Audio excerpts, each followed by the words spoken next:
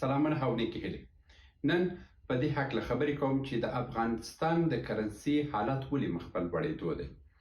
ولې د نړۍ په سطح باندې د کرنسي مخ پر قوي کېدو ده او نورې کرنسیانې مخ پر ډوبېدو دي. زه نن تاسو ته ډېر ښه واضح یو پیام درکوم انشاءالله چې تاسو به هم قانع سئ په دې خبره باندې. د دغه موضوع تحقیقات چې دی د هند راجستان تحقیقاتي مرکز کړي دي چې زه یې تاسو ته نشروم. مخکې له دې چې موږ ولاړ شو د پیسو په هکله باندې خبرې وکړو، موږ غواړو چې اولا کې دوه خبرې تاسو ته زه واضح کړم. یو انفلیشن ورته وایي، انفلیشن یعنې اقتصادي پړسوب، او یو ډیفلیشن چې هغه برعکس دی. دغه تاسو ته واضح کوم چې دا دې څه دا په دې چې مستر خلاص وو انشاءالله چې تر ډېره حده څه سره کومک کوي چې دا نور بحثونه هم تعقیب کړي. دلته تاسو په دې جدول کې دوه ګراف ووینئ. نارنجي ګراف چې دی دا د نارنجي ګراف چې دی دا د ستاسو د پیسو قیمت دی، کرنسي. دا کرنسي سوه، او دا د کښته حابي رنګ چې دی دا چې دی د اجناسو قیمتونه دي، د خوراکي موادو قیمتونه. دې ته بیخي قیمتونه راځو. دا خو پوه شوئ چې دلته نارنجي رنګ قیمتونه د کرنسي قیمت شو او دلته د خوراکي موادو قیمتونه شوه. دغه نارنجي رنګ ته چې د کرنسي قیمت ویل کېږي دې ته ډیفلیشن وایي.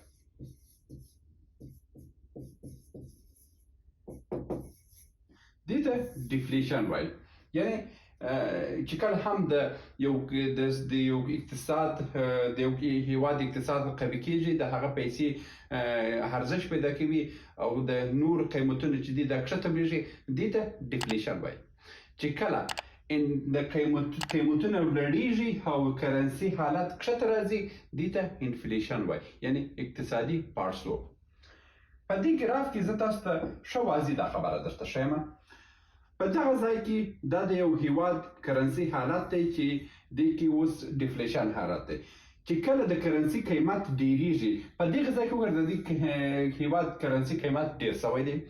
دلته چې د قیمت د ارزش د ستا د پیسو ډیر سو نو قیمتونه خو خود په خود کښته راوړېږي.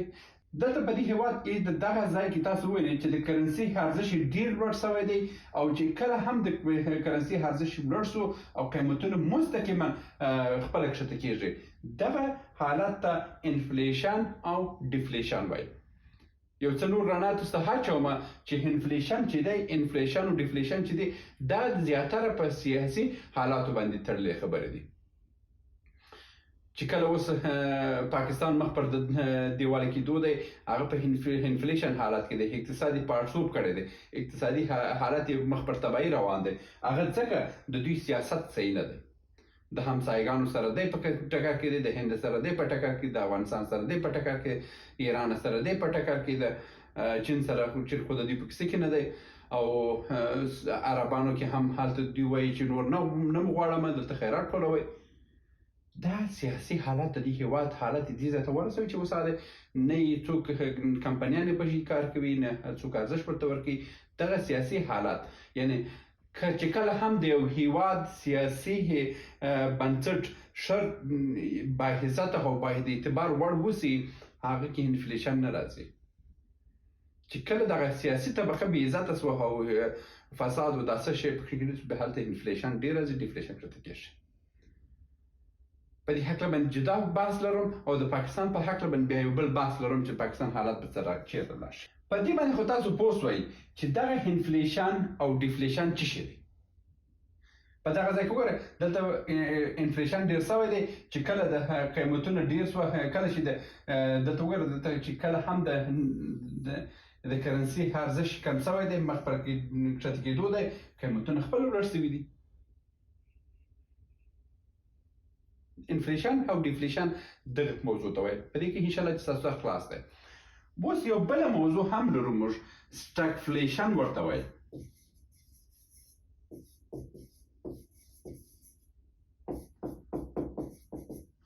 دې ته سټاګفلیشن وایي. سټاګفلیشن څه ته وایي؟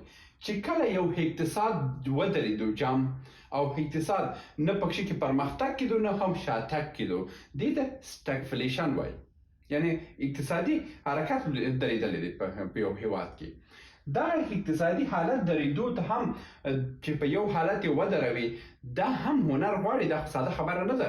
اوس پاکستان نشي کولی خو ځان سټاګفلیشن ته ورسي چې خپل اقتصاد بلاک کړي او لا کېږي پر یو حالت یې ودري او دوی خپل مثلا د کرنسي قیمت دی اوس هغه تر څه کم 400 ته رسېدلی دی یو ډالر په وړاندې.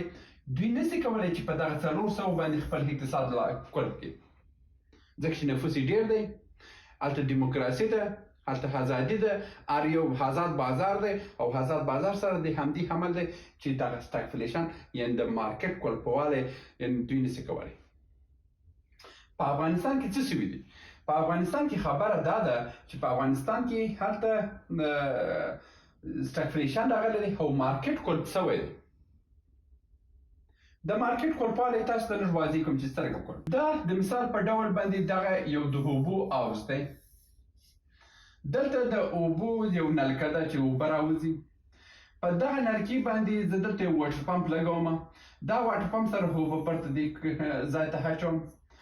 یعنې د دې ځای چې اوبه څه راځي برته راپورته کوم دلته، چې څه راځي دلته برته راپورته کوم دلته اچوم. فقط فایده دا ده چې یو څه یخ شمال را باندې مشلي او هغه زما بدن او حالت مې لږ څه رسوي. نور نو چې دغه حالت خو ماته نور څه ګټه نه رسي چې مثلا یا به ښه کالي راته را پیدا کړي یا به ښه خوراک راته پیدا کړي. نه، دا فقط دغه دی چې ستا یو څه حالت دې سم ساتي.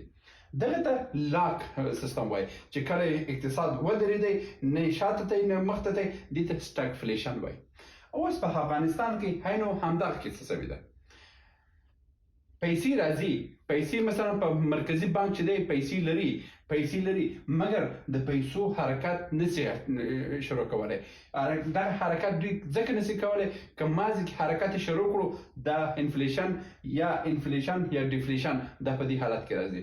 اوس په افغانستان کې دوه حالت دي، که دلته ډیفلیشن هم کیږي ډیفلیشن هم موږ ته خطرناکه دی. ډیفلیشن موږ ته خطرناکه دی. که د پیسو قیمت ډېر لوړېږي هم دلته موږ خطر لرو ځکه چې بیا موږ صادرات کمیږي. دا اوس موږ جلغوزي لرو، موږ هلته ډېر شیان موږ بهر ملکو ته استوي او دلته چې مثلا د کارګر مزد یو که هر څو وخت کې په یو حالت باندې بلاک کېږي. په افغانستان کې د کارګر مزد مثال په ډول باندې 1500 افغانۍ روزانه دی. د جمهوریت په آخر کې چې ګډوډیانې شوه دا بیخي 600 ته هم لاړی. صحیح شو؟ دا 600 ته لاړی چې کله هم د کارګر مزد ډېرېږي، چې کله هم د کارګر مزد یو ځای ته پورته کېږي بیا یې راکښته کول د هغه ګران کار دی. اوس د مثال په ډول باندې هغه حالت چې مثلا یو ډالر مساوي په 130 افغانۍ، اوس یو ډالر مساوي دی په 73 افغانۍ، یعنې نیم په نیمه باندې د ډالر قیمت کښته شوی دی. مګر بیا هم زموږ په اقتصادي حالت کې تغیر راغلی نه دی. که دغه ډالر سبا دا ډالر بیخي راسي 50 افغانۍ ته هم راسي، دې ته زموږ فایده څه شی ده؟ زموږ فایده دا ده چې زموږ مارکیټ کلپ دی. د کارګر مزد هماغه دی. کارګر خو بیا په کم قناعت نه کوي چې مزد کمې کړو ورباندې بیا خوابه دی کار نه کوي. نو دا حالت چې دی دا اوس کلپ موږ و چې کلپ یو دغه حالت څخه موږ څه ګټه واخلو. ارجنټاین دا تجربه یې وکړه، انګلستان همدغه تجربه یې وکړه. ډېرو ملکو څخه چې کله هم دغه سیاسي او اقتصادي حالت ورسره ګډوډ کېږي په دغسې حالت کې مرکزي بانکونه، د مالي وزارت او اقتصاد وزارت دوی راځي خپل اقتصاد کلپوي. چې اقتصاد یې کلپ کړو سټاګفلیشن ته ځي. سټاګفلیشن ته چې ولاړو دلته نه نور خارجي سرمایې ډېرې جذبوي او نه غواړي چې دغه سرمایه هم ځینې ولاړ شي. په دغسې حالت کې تر څو چې یو صحیح اعتماد په جامعه کې را پیدا کېږي. د مثال په ډول باندې په اوله ورځ کې چې طالبان کابل ته راغله هلته خلکو اعتبار ورباندې نه کولو. دوی ویل چې موږ خلک دا خلک موږ ته ماښام ډوډۍ نشي راکولی، دوی به لکه د پخواني جمهوریت کسان چور وسي غلا وسي، دا نه کېدل. خو هلته اعتباري وو. اوس په مرور د زمان دا به اعتبار پیدا کېږي چې اعتبار پیدا سو، خارجي ملکونه هم په موږ باندې اعتبار کوي. اوس خارجي ملکونه اوس د پاکستان خپل زیاتره پیسې زیاتره غواړي چې ځکه چې ډالر دوی ته نه پیدا کېږي، دوی کوشش کوي چې د خپل پیسې په افغاني بدل کړي، او زیاتره خلک هلته افغاني خپل ځان سره وساتي ځکه چې افغاني یو ثبات لري. ایران همدغسې، یعنی افغاني اوس په طلا، یعنی په تیر کال کې طلا خپل ارزښت ورکړی دی، ترلاسه ورکړی دی، مګر افغاني ورکړی نه دی. موږ خپل اقتصاد کلب کړی دی. اوس دا اقتصاد بیا څه رقم برته خلاصېږي چې کله باورونه پیدا سوه، اوس د چینایي کمپنیان راغلي دي، هلته سرمایه ګزاریانې کوي، هلته څو کمپنیان راغلي دي سرمایه ګزاریانې کوي، او هغه د کوشتیپي کانال او دا هر څه پکښې کې چې دی دا کار روان دی، او دا آهسته آهسته خلاصېږي. یو په دوه که دا خلاص شو، دا برته انفلیشن ته ځي، یعنې د پیسو دا څه راځي، رکود راځي، او دا کمپنۍ چې ورته پاتې دي دا هم هغې اعتماد د لاس ورکوي او دوی وځي ځینې. د اوس لپاره دا خبره ده. دا یو اصلي عامل شو چې د اقتصاد کلب شو. اوس اقتصاد چې کلب شو، دلته د منابع د کوم ځای کېږي چې دا پیسې ورځ تر بلې کمیږي.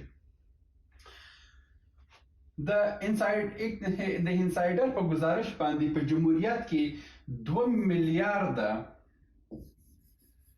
میلیارد ډالره چې بلیون کېږي، او 2 میلیارد ډالره دا فقط او فقط په ګمرکات کې فساد کې دی. یعنی زموږ یو عادي صفاکار به هم په ګمرک کې خامخا 100 لک افغانۍ په کال کې پوره کول، دومره فساد. دا خو د انسایډر هغه داسې دی چې دوی سند پر باندې جوړ کړی. زه وایم چې 10 میلیارد ډالر هم پکې فساد و. موږ په ګمرکاتو کې ډېر فساد و، هر کس غل راغلی و ناست و، بس په چوکۍ په پیسو اخیستل. اوس هغه کار څه سوی دی؟ هغه فایده یې دا سوی ده چې فساد تر ډېره حده ورک سوی دی. څه دی په یو څه نیم څه وروسته، ځکه دا په ټولو هېوادو کې په یو کم پیمانه باندې فساد څه ده دومره خبره نه ده، مګر په هغه پیمانه چې جمهوریت په اخر کې هغه فساد اوس نشته. دا یوه ګټه سوه چې موږ فساد کنټرول کړی دی، او پخوا هغه غلو څه کول چې 1 روپۍ پیدا کوله مستقیم یې ډوبۍ ته استول، ډوبۍ کې هلته د ډوبۍ په بانکو کې، او هغه یې څه کول ډالرول او ډالر یې هستول. د دې په دې اساس باندې ډالر وتل، دا یې خو یو خبره وه، د غلو خبره. اولي خبره د غلو وسوه سیزو. دا زه تاسو ته دا اول وایم غلا.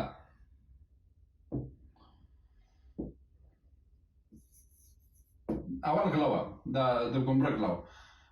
په دې غلو کې هغه د پارلمان وکیلان هم د ولایتي شورا دا ټوله غلا وه. دوم خبر راځم په دې کې د مالیاتو نه ټولول هم وو. په تیر جمهوریت کې ښاروالیانو هیڅ خپل صفایي نسوای ټولې کړي. اوس په دې حکومت کې صفایي ټولیږي. صفایي چې ټوله سوه خبره څه ده؟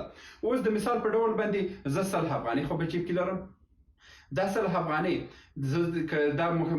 که ښاروالي زما څخه صفایي وانخلي، دا 100 افغانۍ زه مستقیم وړم او بازار کې خرید کوم.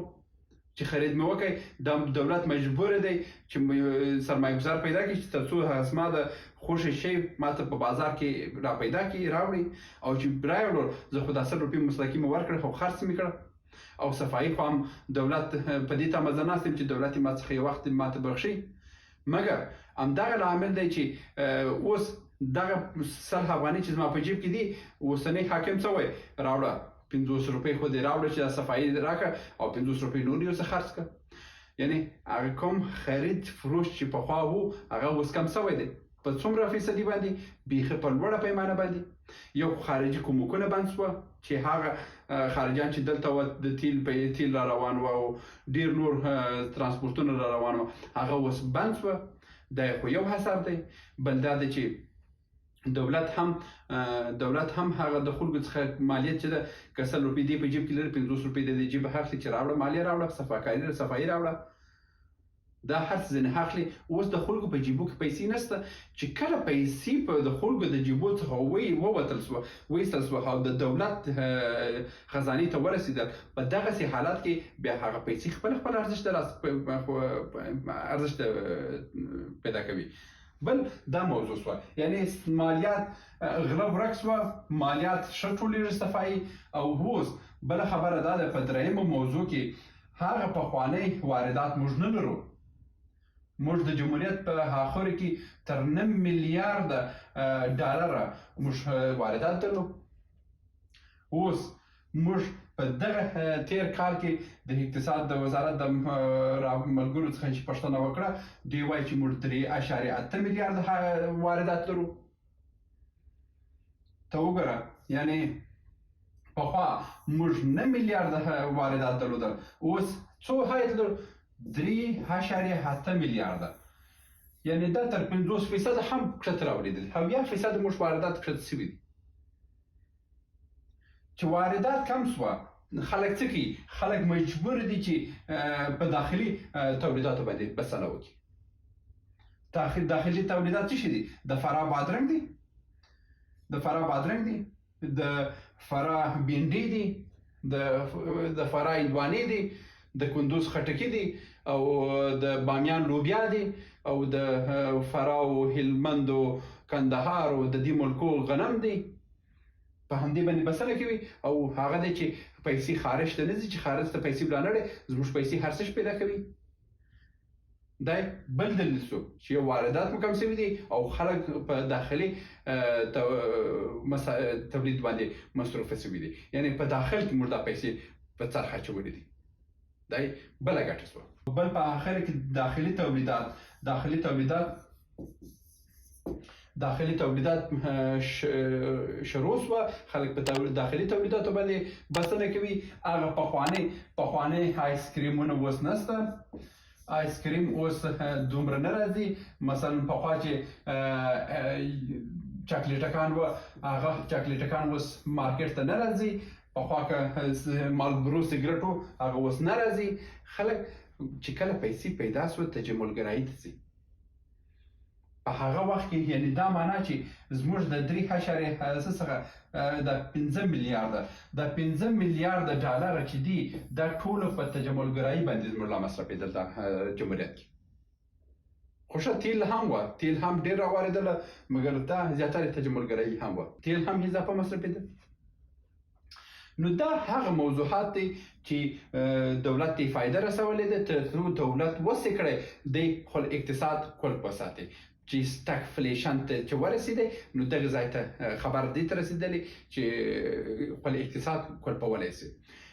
اوس تاسو ته د ډیفلیشن په باره کې وایم چې ډیفلیشن په کوم حالت کې موږ راځو. یعنی په یو نورمال حالت باندې د یو مملکت کرنسي په کوم حالت باندې خپل ځان ته ارزښت ډېرولی شي. د یو مملکت پیسې هغه وخت ارزښت پیدا کوي چې ستاسو ستراتیژیک ذخایر ډک شي. ستراتیژیک ذخایر څه دي؟ تاسو باید د 5 کلونو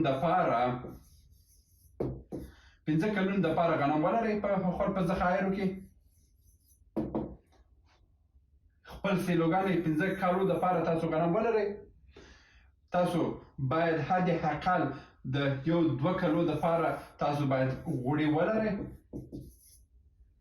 تاسو باید د یو کال لپاره اولیه مواد چې دي دا ستراتیژیک ذخایر دی. چې کله هم یو مثلا دا د اوس په ټول نړۍ کې انفلیشن یعنی اقتصادي پړسوب راغلی دی. که موږ ستراتیژیکې ذخیرې ولرو، موږ کولی شو خپل ځان 1-2 کاله ځان وساتو. 1-2 کاله بعد به اقتصادي حالت بیرته سره سم شي. دغه حالت کې چې یو وخت ناورین راځي، په دې ناورین کې موږ ځان وساتو، هغه دپاره موږ ستراتیژیک ذخایر باید ولرو.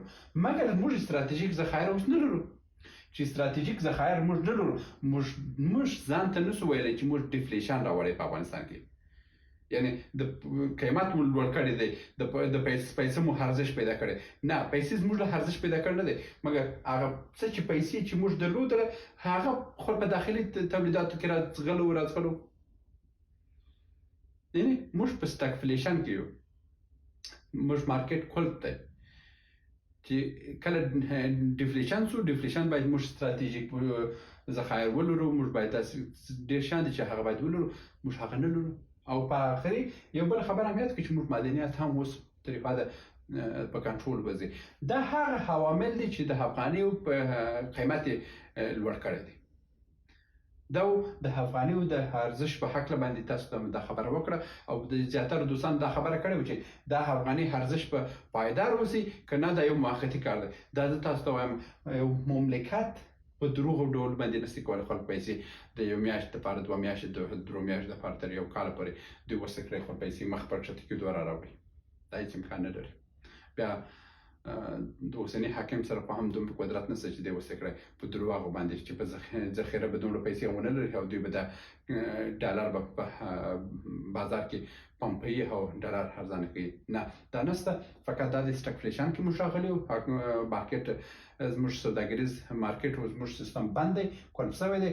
نو زه امیدوار یم چې موږ د دغه سټاګفلیشن څخه ډېر ښه ګټه واخلو. ډېرو ملکونو چې کله ناورین پر راغلی سټاګفلیشن ته تللي او د سټاګفلیشن څخه بیا قرار خپل ځان یو ښه ځای ته رسولی دي. موږ هم د دغه سټاګفلیشن څخه باید ګټه واخلو، خپل بندونه جوړ کړو، خپل ځان ته اعتماد پیدا کړو تر څو خارجیان راسي دلته کار وکړي. دا زموږ منابع به قوي کړي او اعتماد به هم د نړیوال راوړو، امنیت به هم سم سي او افغانستان به مو جوړ سي. تر بیا مو په الله سپارم. مننه. دا ویډیو شیر کړئ او خپل کمنټونه مرسته ولیکئ. مننه.